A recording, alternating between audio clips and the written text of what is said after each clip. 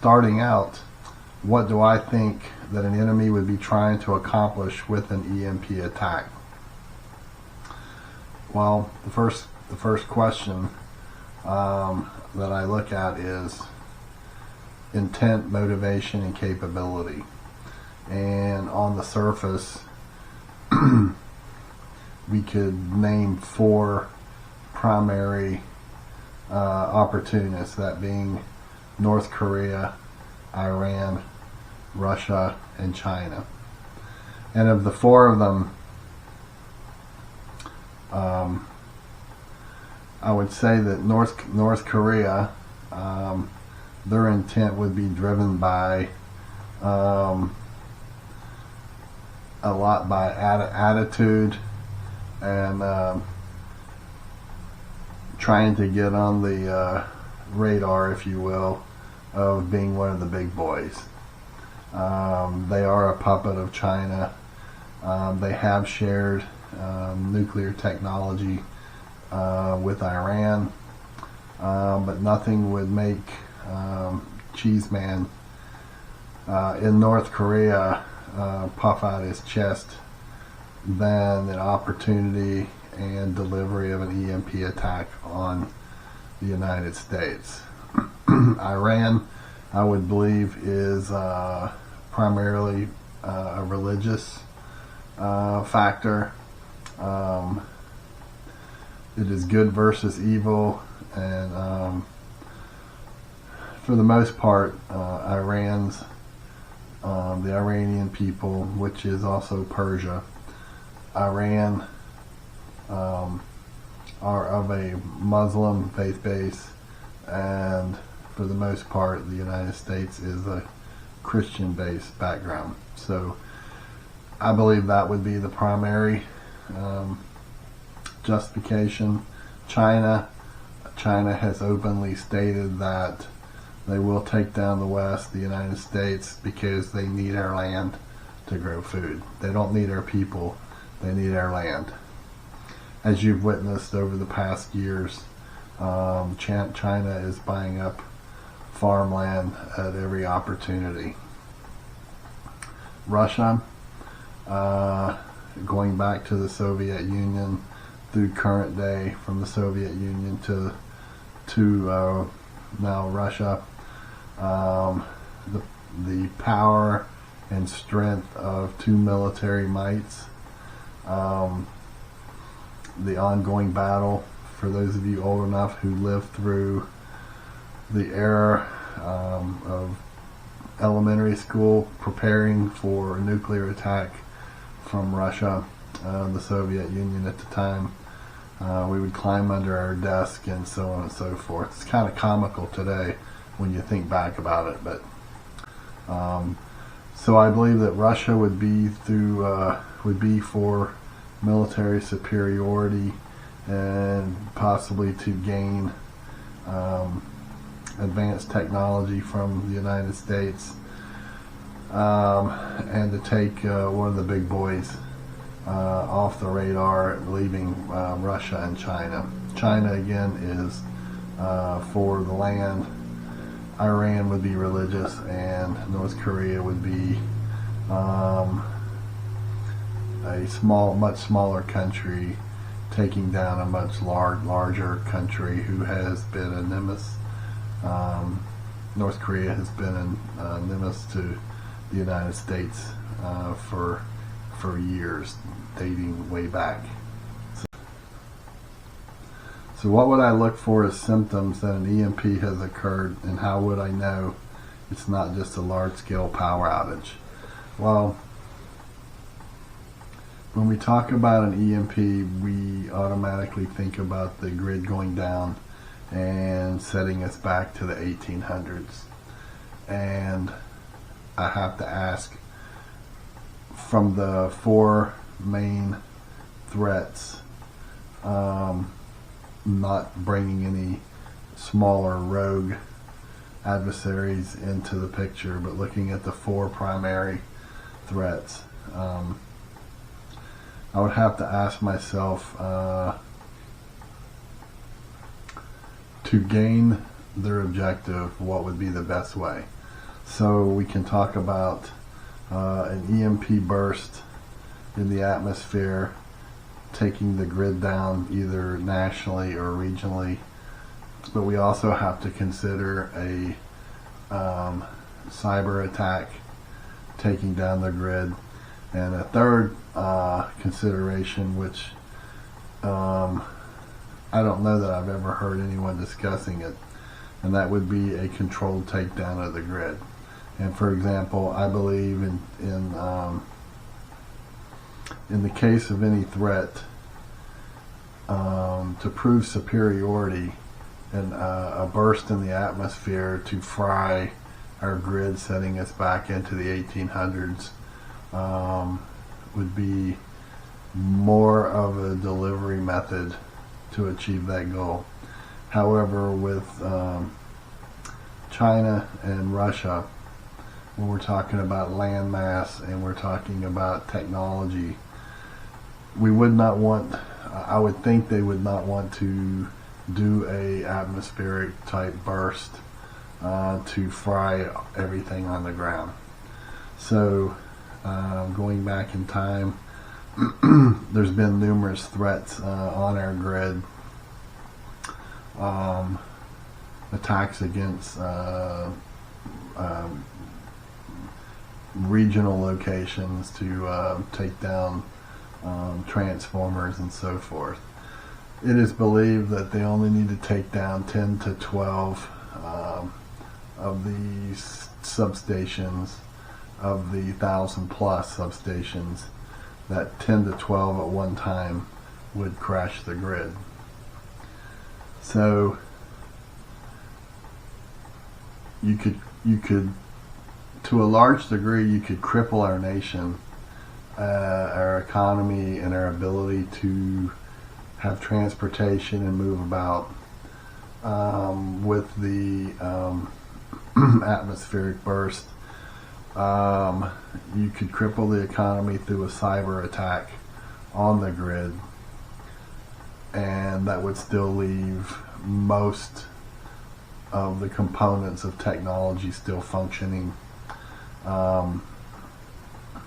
If my goal was to cripple the nation to the point that society turns on one another, a cyber attack taking down ATM machines and things of that nature could be effective to achieve that goal.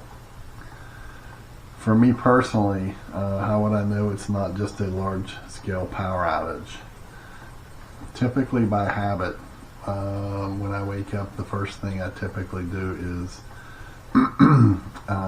I go get my phone and I look at my screen, to see what time it is, but I'm also checking that I still have an internet signal. So if I wake up and the power is out and my phone still works, then it is probably likely a power outage. If the power is out and also my battery has power, however I have no internet signal and I can't make a phone call out, then that'll heighten my alert to it's something bigger. I would then go outside and I would start my car. If my car still starts, however I have no phone signal or capability of my phone, and my home has no power, I would raise my suspicion and I would start looking, drive out and look around my area to see if the power is out in other areas around, to see. Then it could possibly be a cyber takedown of the grid, or it could be a controlled grid takedown. Okay, what better way to go from rule of law to without rule of law by doing a controlled grid takedown, and while the grid is down, deploying your security forces around the region that you're attempting to control, and bringing the grid back up piece by piece once your control mechanism. So you're going to go from ROL to without rule of law, WROL, and then when the adversary is ready, they can roll back to a rule of law, which will be unlike the original rule of law, but more of a controlled suppression of people and the resources they have access to. And of course, lastly, if the power is out, the phone won't work, and my car won't work, that's telling me that it was likely a EMP deployed from a burst in the atmosphere. And that in itself highly separates life from the cyber takedown or controlled grid takedown. So what would I do immediately after I realized an EMP had occurred, i.e. the first hour or the first day?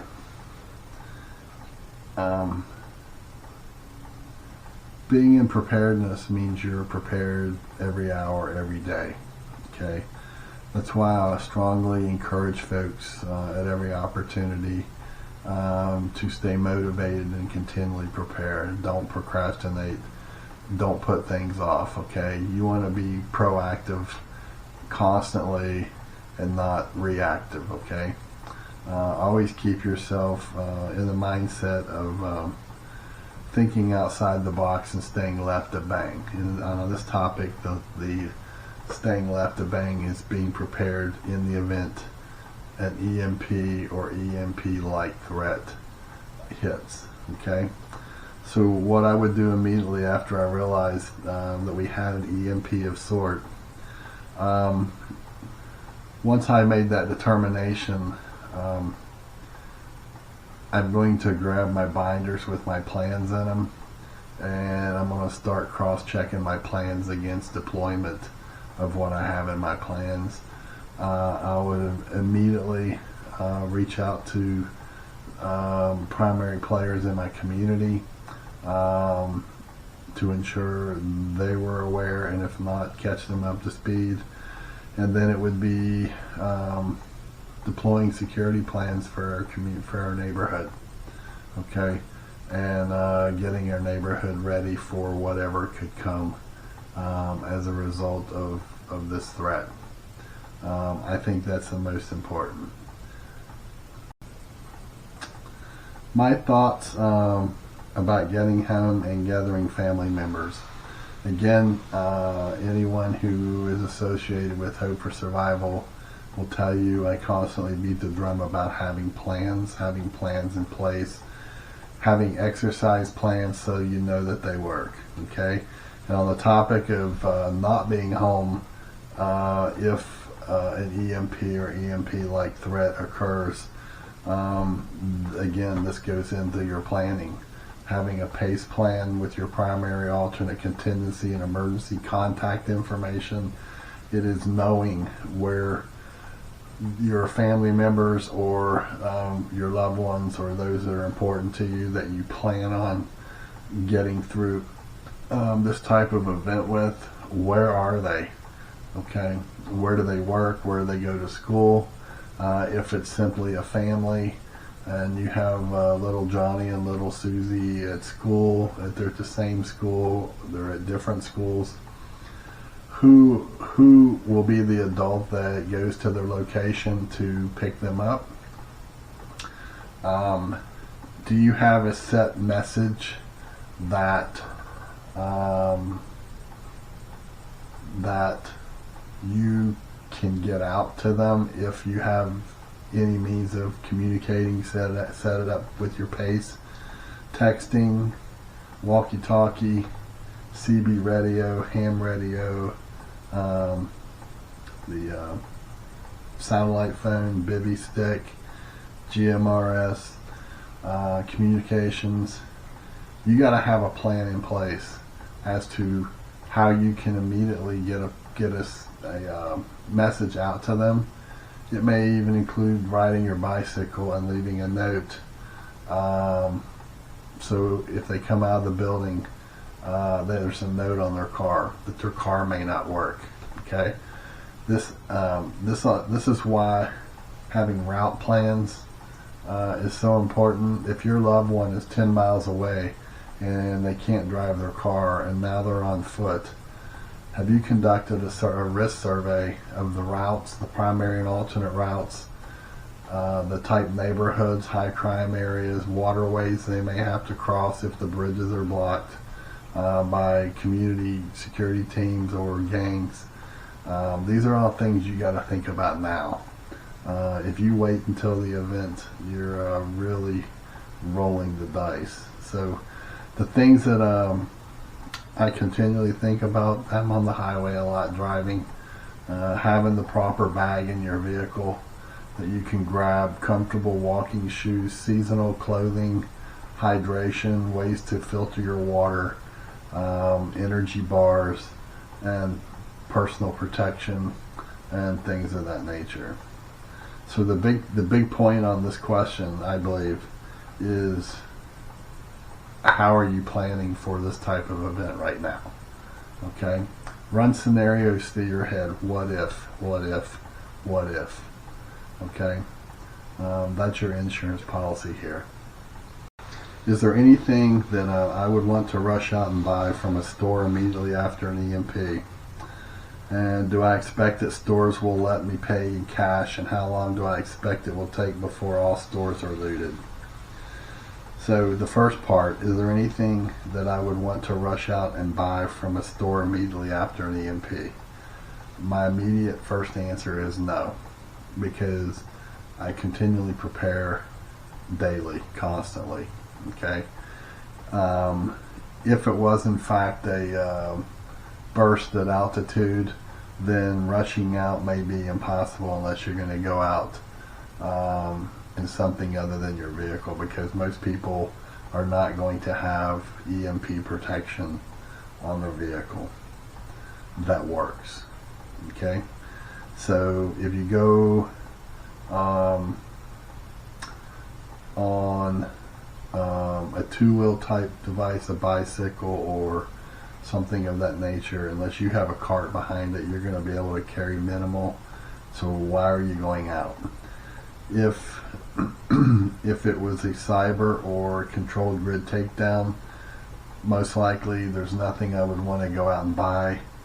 I'm a firm believer that why we prepare and why we should be preparing daily is so that when there is a threat in your vicinity, your community, when 90% of the population is going out, you're regressing back to separate you from the 90 percentile that's going to be the threat. Okay, when they realize what is going on, they're going to go ballistic, especially when they try to pay with an EBT card, because it's their only mechanism to get resources. They are going to go into total chaos. If you don't believe so, you can look back at Katrina, and you can also look at the beginning of the COVID era, when folks lost their mind over toilet paper. So do I expect that the stores will let you pay in cash? If that is the only mechanism that you can pay for things, maybe. Most store owners and clerks are probably going to be unaware of what's going on in these first hours. So they may lock the store until they can get armed guards in the store. It's probably going to vary store to store and location to location, and region by region, whether you're in a town of 1,000 versus a city of 1,000,000. I think you're going to see a variance there. And how long do I expect it will take before all stores are looted? Based on past experience and disasters and what I've witnessed, once the majority, and it's all again dependent upon where you live, once the majority figures out the only way they're going to get food is through stealing it, that's when it's going to begin. Okay, and there's varying factors in there, but that's kind of what I would put as a standard baseline. So what do I think are pressing things to accomplish within the first 3 days or so? I think a lot of this depends on where you are, if you're urban, suburban, rural. I think it depends on if it was a full EMP that fried everything versus a cyber attack or a controlled grid takedown. Is going to kind of vary what you're going to do. For me personally, in my first 3 days is when I'm going to further harden my dwelling and further harden my neighborhood, ensure that everything is in place, have everything ready to go, make sure those who are in my neighborhood are aware of what has happened, and get them of the mindset that we're living in a different world now. And basically what is probably going to take place in the first 24, 48, 72, 96 hours outside of our community. Because the big factor here is going to be, again, as I've talked about in some of my YouTube videos, you may feel safe because you're in a community of 1,000 people or 2,500 people. But if you are within a gas tank drive of a major city or larger city, when people start to figure out that things are breaking down quickly, what means they have available to get out of town, whether it's walking or if it's a cyber control takedown and they have transportation, they're going to be fleeing these cities, and they are going to be heading in any direction to get out of the city, and they may end up in your community. So the grocery stores, fuel stations, and pharmacies that you have that are supplied for 72 hours with the just-in-time supply system, your 72 hours of food now is probably going to be down to 8 to 12, 16 hours of availability. Things are going to go fast, and once the things are gone, then what? This is why, again, I say you need to seriously prepare and plan for yourself and the people in your neighborhood or your family to move to where you need to go to be together. Test your communication plan, how you have it set up. Test your security plan to ensure you have it set up how it's intended according to your plan. Having security patrols in your neighborhood. It may be walking and so forth, because when people are out of food and they realize the only way they're going to have food to feed their children is going door to door and then stealing from other people, you desperately need to keep this threat as far away from your community or your neighborhood as possible. Starvation is a totally different kind of threat than many of the other threats. People who are starving are extremely violent, and they will go to about any means to include killing you for a piece of bread. Okay? So the bottom line on all these questions, again, is prepare yourself now by preparing yourself to stay at home, or to, in the first hours, move to where it is you're going to be to lock down. You want to stay out of sight, out of mind during these first months, especially if it is a EMP burst that fried the grid. Okay, most of you know there were studies conducted years back, and there's a government document out that said 90% of the population will die in the first year after a pandemic or an EMP. Your goal is to stay out of sight, be able to self-sustain for that year, okay? But you got to be able to plan for after that year as well, which is unrelated to this conversation. So thanks for the opportunity to be part of your panel and speak with the group, and hope the rest of your event goes well.